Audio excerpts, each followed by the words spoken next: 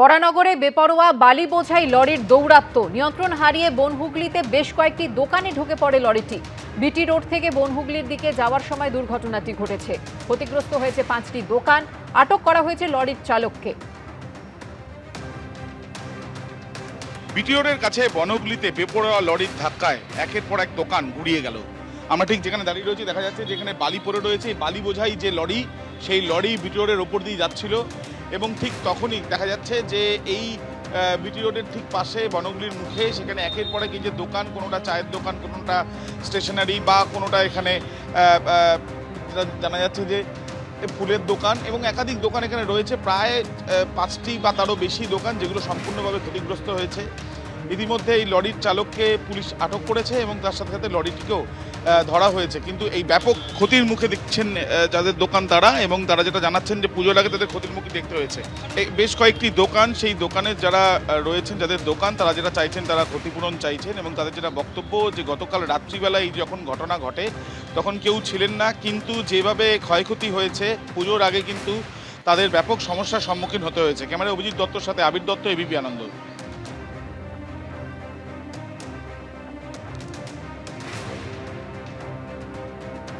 গাড়িটা turn point নিতে গিয়ে একটা গাড়িকে বাঁচাতে গিয়ে পাল্টি খেয়ে গেছে। দোকানে যা কন্ডিশন হচ্ছে এখন টোটাল 5-6খানা দোকানকে টোটাল রিপেয়ারিং করতে লাগবে, এছাড়া কোনো পথ নেই। টনচিপ এবং বালি ফুল ওভারলোড গাড়িতে, যখন ওভারলোড গাড়ি যখন লোড হবে আপনার সামনে দাঁড়ানো তো ভয় খাবে, এত ওভারলোড গাড়ি। তো এগুলোই জোরে জোরে চালায়। হ্যাঁ, সেগুলোই জোরে জোরে ফুল পিকআপে গাড়ি চালাতেছে।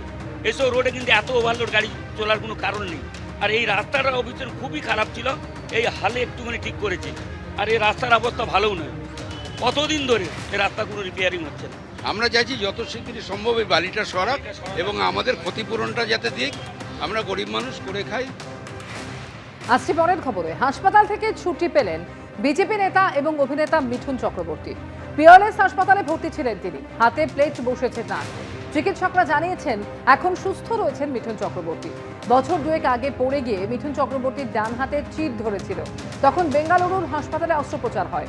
পরে ফের হাতে যন্ত্রণা শুরু হওয়ায় কলকাতার পিয়ারলেস হাসপাতালে ভর্তি করা হয় তাকে। শুক্রবার হাসপাতালে গিয়ে মিঠুন চক্রবর্তীকে দেখে আসেন মুখ্যমন্ত্রী শুভেন্দু অধিকারী।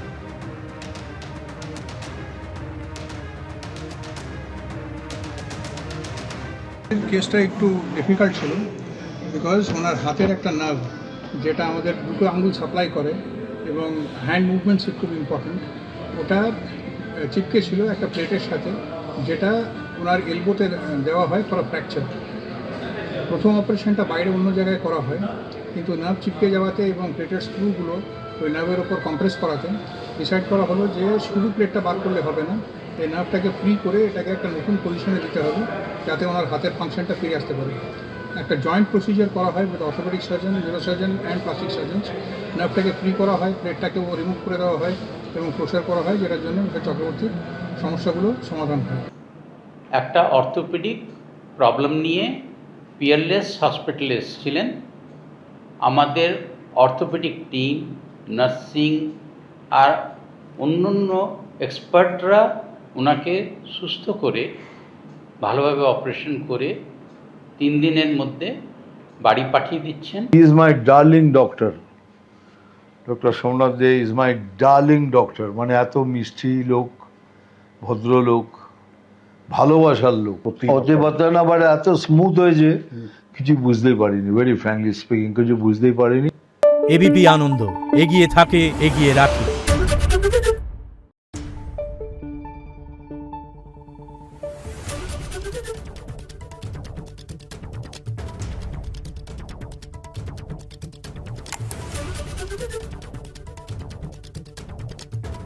Thank you.